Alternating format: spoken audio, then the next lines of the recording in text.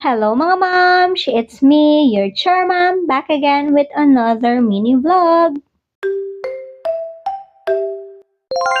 Ngayong araw ay mommy's duty muna tayo dahil nga may vaccine ang batang ito.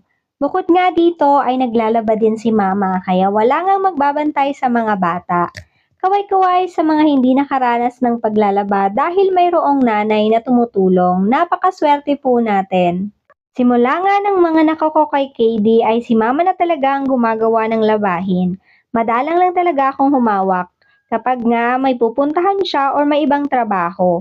Balik na nga tayo dito sa ginagawa ko. Eto nga ay pinaliguan at binihisan ko na nga ang batang ito. Ang hirap na nga nito bihisan dahil sobrang likot na umiikot at tumatumbling na nga. Diyos ko po! Medyo tanghali na nga kami dito dahil mga around 8 AM ay nakatulog pa nga ang batang ito.